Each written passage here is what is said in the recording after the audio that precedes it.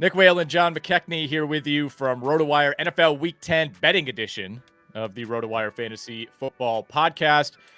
John, Week 9 was another big one for the favorites, 14-1 straight up. Obviously, the New Orleans Saints being the only blemish on that mark, 10-5 against the number, were favorites in Week 9. Had a decent week at Circa, went 3-2. That sounds okay. That's not going to get it done, though. Got to be going at least 4-1. But we have closed the book now on Q2 in the Circa contest. So we look ahead to trying to make some money in Q3. Had a good week on the bookies plays. John, solid day for both of us in the prop markets as well. Just proud that we hit the Taysom Hill anytime touchdown. Really, that's all that mattered coming out of Week 9. Both of our parlays predictably went up in smoke, but we did both hit our best bets on Atlanta and Washington. So we're coming in hot to Week 10. Yeah, feels good. If nothing else, if the best bet can come through, then I feel like the week is some version of a success. Props can be a little bit tricky, of course, but I'm feeling good about what we've got on our cards for this week, and the favorites. It's going to be an interesting trend to test for this particular week, but I like a lot of road teams this week. That's kind of what's been really catching my eye on the board this time around. Yeah, we do have plenty of road favorites this week. The Giants, technically the road team in Germany, but they're a big favorite over Carolina. We got the Bills as road favorites, the Vikings, the Falcons, the Niners, the Jets at some books are a road favorite right now. I know we'll talk about that game later on. You may see the Cardinals favored at other books. Kind of one of those games that almost feels like a pick 'em. And then, of course, the Eagles and the Lions also road favorites this week. Let's jump right into the picks, John. We'll each take 3 games that we want to talk about. We'll talk about our leans on each of those games. And as we do every week, you will lead us off. Where are we going first? We will start in Washington, and I actually like a road dog in this spot. I do like the Pittsburgh Steelers. They're catching 3. They're coming off the bye.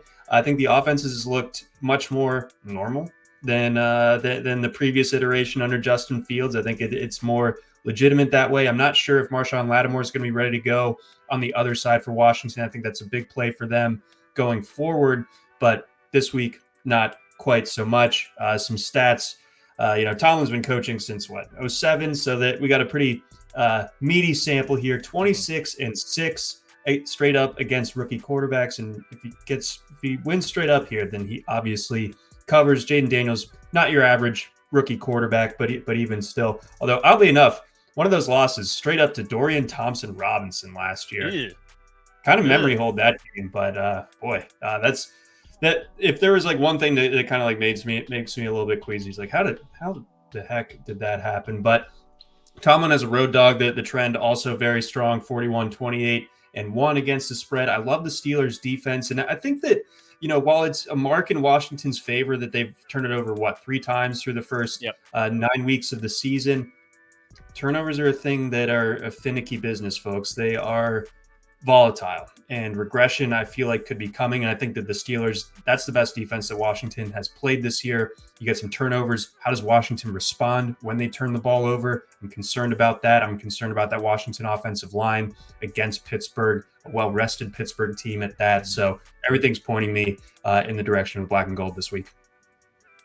I am a coward, so I did not include this in my 3 games, but I agree with you, John. I think this is a game that the Pittsburgh Steelers can win outright. They're coming off the bye, big rest advantage for Pittsburgh, even though they go on the road here. And I think you're totally right about some potential turnover regression at some point for Washington. 3 turnovers on the year. That's the fewest any team has had in the Super Bowl era through 9 games. And, again, at some point that's going to come back around. I mean, the Commanders have been pretty unassailable on offense. Second in offensive EPA, first in rushing EPA, second in yards per play, first in yards per play per drive, first in score percentage by a mile. They're scoring on almost 61% of their drives this season, but a lot of those scores have been field goals, John. The Commanders tend to run hot and cold in the red zone, and they have some games where it feels like all they do is score touchdowns. They have some games where it feels like all they do is get field goals. The Chicago game a couple weeks ago was one of those.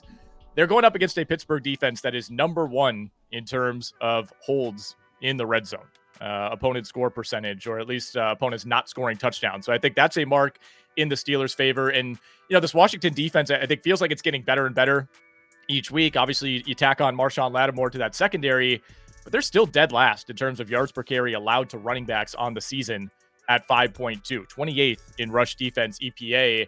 And along with Russell Wilson improving the Steelers passing game over the last couple of weeks, I think he's unlocked Najee Harris. I mean, Najee Harris is going for a fourth straight 100-yard game this week. So I still think that Washington run defense specifically is going to be vulnerable here. I think so too. The Steelers offense just looks more complete now. The passing game can actually kind of prevent the defense from loading the box and trying to stop the run that way, because you're going to get hurt by Pickens, and we'll see if Mike Williams has any impact. It's kind of dubious for this week, but maybe beyond. I thought that was like a nice kind of under the radar addition, like Pat Freiermuth in this particular setup as well. But really, my big thing comes down to the Steelers defense here being able to hold Washington in check. And if Washington gets off rhythm again, if they're turning the ball over, we don't know how they respond really in those particular like disaster type of setups. Yeah, and in some ways, credit to Washington for avoiding those so far, but you can only run from that for so long. So I'm with you on that one, John. I think that's a good pick to start us off with. Steelers +3 on the road at Washington. I'm going to a favorite right away, and this is my favorite bet of the week. We're starting with the San Francisco 49ers -5.5 on the road at Tampa Bay. So they are on the road, long road trip for the Niners, but they're coming off a bye. Tampa Bay not only did not have a bye last week, but they played on a short week. They played the Monday night game, I should say, at Arrowhead. So short rest for Tampa Bay. Obviously a team that's super banged up at wide receiver right now. It's been impressive that Tampa Bay's been able to put up points each of the last 2 weeks. When you take the Chiefs to overtime without Mike Evans and Chris Godwin, you got to give credit where credit's due.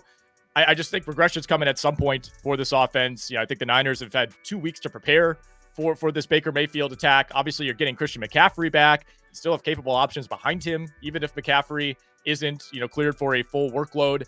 And I just get the sense, John, that there's a renewed optimism for this Niners team. They survived a worst-case scenario start. They're still right in the thick of it in the NFC West. You've had injuries all over the place. You blew 2 games in division at the last second to Arizona and the Rams. It feels like this whole team is kind of back healthy, refocused, coming out of the bye.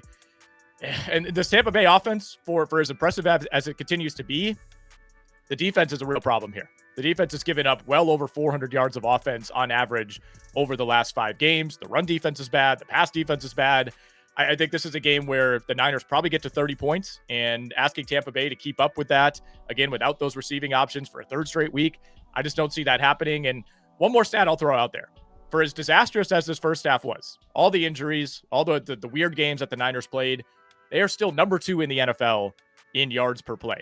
And I think this team is only going to get better over the second half. So I like San Francisco -5.5. Yeah, I think you're bringing up a great point on the radio show on Tuesday, where it's just like this is such an interesting dynamic of best timing and worst timing. Like for the Buccaneers, I mean, you play just a meat grinder of a game against the Chiefs. You almost get it, but you don't. You force overtime, but it's not a good idea to play Patrick Mahomes in overtime. And then, the Niners, a team that, like you said, is been just horribly banged up throughout the first half of the season. They get their bye at the absolute perfect time. So well-rested team versus like a really kind of limping into the bye type of team in Tampa Bay. That's just an awful setup right off the jump. So 5.5 points, I think, is definitely attainable for this Niners team in this spot. I mean, this could be one of those reminder games for the Niners where it's like, okay, this is where we really are in the NFC, because again, NFC West very, very much up for grabs. We could definitely see the Niners making a run here as we get into the second half of the season. Your next game, John, we have a battle in the NFC East. Talk about it. I think it's going to be a biblical whooping by the Eagles on the Cowboys. I think I would have liked the Eagles at this number if Dak Prescott was playing. Like, I just think that the Cowboys are deader than dead. I don't think that they're in like that type of mode right now where they can dig deep and kind of keep this one close or get the upset win over the Eagles. It just feels like the season continues to get flushed. We talked about it last week with their game going into Atlanta, and worst case scenario with Dak Prescott getting hurt with that hamstring injury. You got Cooper Rush coming in for this one. So the Eagles are -7. Eagles, they let the Jags back in last week, but they had the dominant performance on the road against the Bengals the week prior. I think things are starting to click. That secondary is playing better. The rookie Quinion Mitchell is playing really well at corner. That could be a problem for Dallas, and CeeDee Lamb doesn't seem to be at 100% himself. The defense is getting, contributions from some young guys or some other young guys on top of that. And Saquon Barkley is just playing at just kind of a ridiculous level right now. So I think that this is one of those spots where the Eagles crush. We'll talk about it a little bit later, but I might like them even more than 7 points. I mean, this could be a game where A.J. Brown does the Terrell Owens and goes out to the star. If anybody would do it, it would be A.J. Brown, who has been limited, by the way, throughout the week, both he and Devontae Smith on the injury report. I wouldn't worry too much about either of those. It's just if Philly is fully healthy on the offensive line and fully healthy with Saquon Barkley, which they should be, that's all that matters here. I think the Eagles have found an identity over the last month. I still don't trust Nick Sirianni week to week. I mean, if you watch that Jags game last week, some of the weirdest, most bizarre coaching decisions you'll ever see throughout that entire game, not just late. But this is such a smash spot for the Philly offense. I mean, they have this running identity now. They're dead last in the NFL in pass attempts. They don't even need to throw the ball. They're throwing it like 15 to 20 times a game at this point, and it doesn't really matter.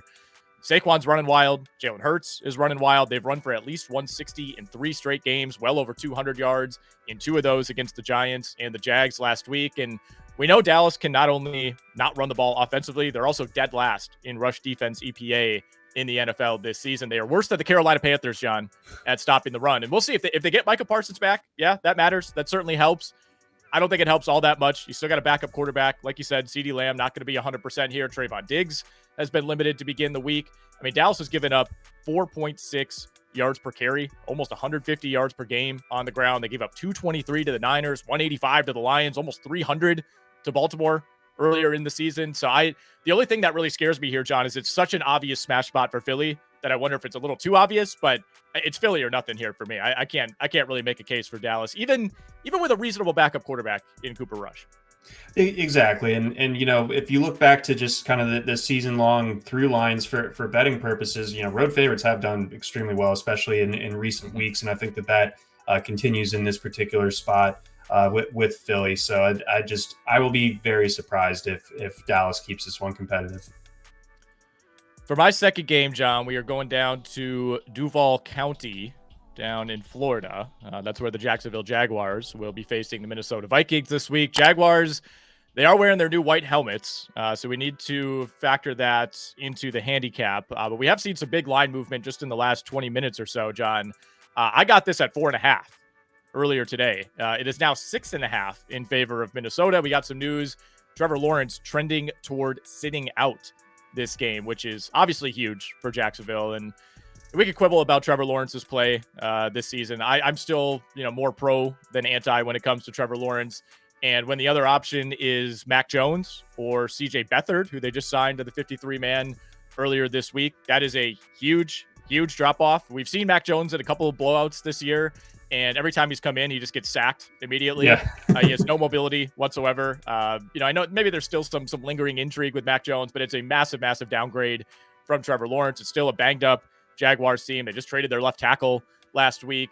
And, you look at Minnesota coming into this game. Yeah, it looked like a close game against the Colts last week. It was a one-score game. All the Colts have done this year is play one-score games, but the Vikings committed 3 killer turnovers, a fumble that was returned for a touchdown, 2 bad picks from Sam Darnold. They missed 2 field goals on consecutive drives in the first half. It dominated just about every key statistic. 16 more first downs than the Colts, almost 200 more total yards, 5.8 yards per play. They won time of possession by almost 14 minutes. They held the Colts to 68 rushing yards and still only won that game by 1 score. I think Minnesota comes into this maybe just a little bit undervalued. Jacksonville with a backup quarterback, not going to be able to do anything here against this Vikings defense that's second in EPA per play, 4th in success rate, 4th in EPA per drop back, 1st in EPA per rush. I think this is a great spot for Minnesota to win this game by at least a touchdown. I could see this being, a 2-3 touchdown game, if we're being honest. So I was going to say, put on your forecasting hat, for our listeners on Friday after the line moves. What do you like the Vikings up to in this one? I would take the Vikings up to 9.5. Yeah. I mean, totals down a little bit as well since the Lawrence news. I mean, even with Trevor Lawrence, like I would be more than comfortable taking the Vikings under 7. And I think there's such a downgrade from Lawrence to Mac Jones that's worth 2 to 3 more points. So 9.5 would probably be my limit. Yeah, I think that's about right. It insulates you from you don't have to get all the way to 10. So Yeah. I think that's about the right number. So that'll be good for our listeners going into the weekend. Yeah, well, we'll see where that number settles. I don't know. Maybe it's just going to keep going up and up. All right, John. So you got Pittsburgh and you got Philly in the bank. Where is your third lean taking you? All right, so our last stop on this road trip of picks for the week, we're going to Houston. Hosting the Lions on Sunday Night Football. I feel a little bit robbed that this game isn't going to quite be what it could be. With Nico Collins and Stephon Diggs being out on the Houston side, but I really like the Lions here at this spot. I'm seeing it at 3.5. I could see it going to 4 at some shops. I like the Lions regardless. And helmet factoring in, it is important to note that I think the Battle Reds are coming out for Houston. So that is important. Houston is great in those, and they look great as well. You look good, you play good. I mean, we know this, but I just keep coming back to the fact that the Texans just really haven't looked close to what we expected this year. And I think when you add in that they're shorthanded, especially in the passing game, where the passing game was supposed to be the thing that really carried them, it's just hard to see a great path for this Texans team. The Lions are so tough against the run. Joe Mixon has been awesome this year, but I think that you can't just win with him. You need a passing threat, and I don't think that they have the kind of artillery to make that happen. And I think on the other side, the Lions are just the most complete offense in football. You load the box, you're going to get torched by Jared Goff, who just is going to complete 80% of his passes. Or you go light box, try to cover everybody because they have so many different pieces in that passing game. Dave Montgomery and Jahmyr Gibbs are just going to piece you up, and that offensive line is going to make everything go as well. So it's hard for me to see Houston keeping this one competitive or overly competitive. I think we're looking at at least a 4-point win here from the Lions, so giving us the cover. Yeah, I would hope so. For taking him at 3.5, we need at least 4. If Nico Collins is back out there, which it seems like he's trending in the right direction, that certainly raises the floor and the ceiling for this Houston passing game. But I think the whole point is, having this triumvirate of Nico, Tank Dell, and Stephon Diggs. And it's not quite as effective when one of those guys is missing. And obviously they're not getting Stephon Diggs back this season. So yeah, this one didn't quite make it for me. If there was maybe a trip up spot for Detroit, you could see it here, but man, playing in a dome, I don't really care if it's on the road. This team is just so rock solid. It's like if Goff has a bad day, well, let's just lean on like one of the best running games in the NFL, right? And if you can't run the ball, then all right, let's lean on all the weapons that we have in the passing game. And the Lions are just such a complete team on both sides of the ball. So this was a little bit more in stay away territory for me, but if I had to pick it, it would certainly be on the Detroit side. I had a tough time settling on a third game this week, John, not because I don't like the board. It's because I like too many spots. I was thinking about the Giants. I was thinking about the under in that game. It's actually down to 40.5 now across the board. I was thinking about maybe Arizona, which we'll talk about that game in a little bit. I really like your call on Philly. And obviously I'm with you on Pittsburgh as well, but I'm going to settle on the Atlanta Falcons. What feels like a major trap. A lot of people like New Orleans at home to cover this week. I don't see it, man. This is the second straight week where we're looking at a line for the Falcons that just seems a little bit too low given the circumstances. I mean, they were -2.5 against Dallas last week, and you're just like, I was on Dallas. I'm like, this is so suspicious. I just gotta kind of follow the breadcrumbs here and take the Cowboys, and that turned out to be a terrible idea. Not going down that road this week. The Falcons do have a way of letting inferior teams hang around. They are not a slam the door shut team by any means, so that's what worries me here. But we need to keep in mind, the Saints just lost to the Panthers, the Carolina Panthers. I know they won every stat metric possible in that game. You still lost to the Panthers. They will not have Chris Olave this week. They just fired their coach. They just traded their best defensive player in Marshawn Lattimore. I love fading a team after trading a key piece like that. We'll see if there's a post Dennis Allen firing bump. It's possible. He's a very bad coach. The Kendre Miller story, by the way, is one of the weirder things I've ever seen. Like he just put him on IR out of hate. There was no reason for Kendre Miller to land on IR, and Dennis Allen just hates him so much that he's just like, get the hell out of here, man. Anyway, the post-firing bump, it's a big narrative every time this happens. Since 2003, teams that fire their coach mid-season are 17-20 and 17-22, straight up in that next game. They are 22-17 ATS, so there is maybe a slight advantage there, but it's not this massive, automatic, you got to take it every single time. So I'm not too worried about that. Atlanta, to me, so clearly the better team. Kirk Cousins has been fantastic the last 2 weeks. Saints still have injuries all over that offense on the offensive line. Derek Carr, good luck beating this team with Mason Tipton and Cedric Wilson. New Orleans also covering at only a 37% clip at home over the last 5 seasons, 14-23 against the number at home during that span. So it's not this crazy home field advantage. I am on the Atlanta Falcons. If Drake London doesn't play, I may back off of this, but if Drake London is in, I think the Falcons could win this game by a touchdown. Yeah, this has that similar feeling as the 2.5 against the Cowboys a week ago, where it's like, how is it settling at this? I mean, the Saints, for as good as they looked, I mean, what a trick they pulled the first 2 weeks of the season versus what the last 7 weeks have looked like. And obviously, you're missing Derek Carr for part of that, but he's back last week. You're playing the Panthers, and you still find a way to lose. They played that weird game against the Falcons early on in the season with some special teams blunders. It just, even with the Dennis Allen firing, like, I'm sure that is a weight off of that locker room. I think that this Falcons team is getting closer and closer to the point where we have to take them very seriously. Again, we'll have to keep an eye on the London issue, but I have a hard time going away from the Falcons in this spot. They need to have this. This is a pretty heated rivalry, actually, down in around these parts. The Falcons and the Saints do not care for one another, and I think that the Falcons go in there and just kind of continue to make the Saints' lives miserable. Yeah, again, I would not be surprised if Atlanta messes around here, and this is like a 14-10 game at halftime in favor of the Saints, and Kamara gets going. Like, you could totally see this kind of unraveling early for Atlanta, but I'm going to trust what I think has just been the vastly better team, and a Saints team that I think you can fire the coach, but I still think there's a significant lack of belief in the quarterback. And look, if they had 3 drives at the end of that game to either put the Panthers away or come back and win that game late, and couldn't do it. It's like, if you can't do that against Carolina, man, I think that says a lot. So I'm on Atlanta, I'm on Minnesota, I'm on San Francisco. You're taking Pittsburgh, Philly, and Detroit. I will say, if there was one more game that I had to bump up, it would be Buffalo to cover 3.5 or 4, depending on where you're looking on the road at the Indianapolis Colts.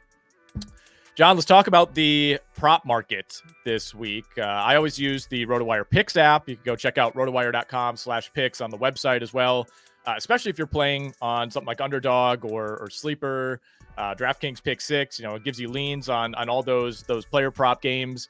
But you can also compare sports books. You can compare lines. You can make sure you're getting the best number out there. You can see our projections. You can see the weighted averages as far as how often these have hit. You can get insights on the opponents as well. So go check out the RotoWire Picks app wherever you get your apps, or just go to rotowire.com/picks. What do you got for props this week, John? Well, I use the props tool that we have in the Picks and Props app. I think one of the best things about it is just its ability to uncover some stones that you wouldn't necessarily turn over a lot of the time. And I think the one that really typifies that one would be, I like the over on Kendrick Bourne, 20.5 receiving yards, right?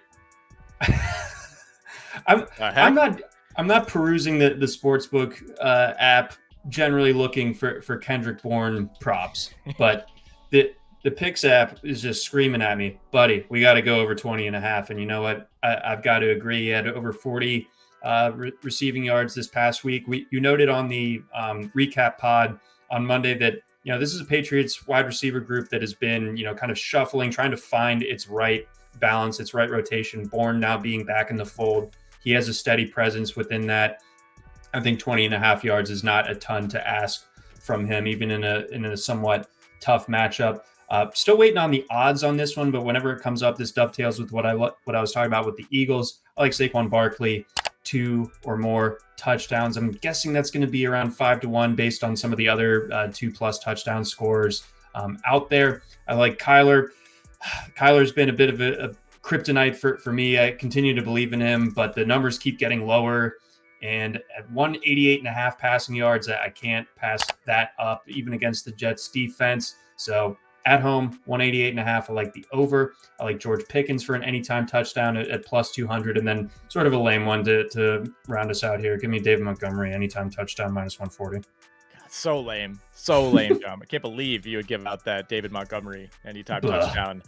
I like DeAndre Swift anytime touchdown for the Chicago Bears this week. I think this is a game where you got to rein Caleb Williams in a little bit, get back to the running game that kind of gives them a much higher floor, I think, week to week than this Patriots team.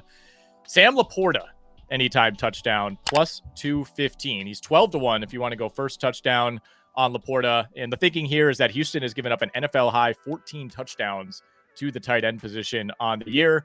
Caleb Williams under 214.5 passing yards. Again, I think this is a run script for Chicago. Going to be windy. Might see some rain in Chicago on Sunday. I don't think that plays well necessarily for Caleb Williams. Bo Nix under 209.5 passing yards. We love the over last week, John, against Baltimore. He had a great first half and then still barely hit the over against that Baltimore defense, even in a pass-heavy script, when they fell down multiple scores early. I think we see a reversal of that, probably a low-scoring game against KC, one where the Broncos, maybe they have to throw, but I don't think we see quite that same volume as last week. Najee Harris, anytime touchdown. I think there's a chance he could run for 100 yards for the fourth straight week, as we mentioned earlier. I like Sam Darnold, over 252.5 passing yards against that terrible Jags secondary. And Tua Tagovailoa, over 250.5 passing yards. Should have a shootout in LA between the Dolphins and the Rams.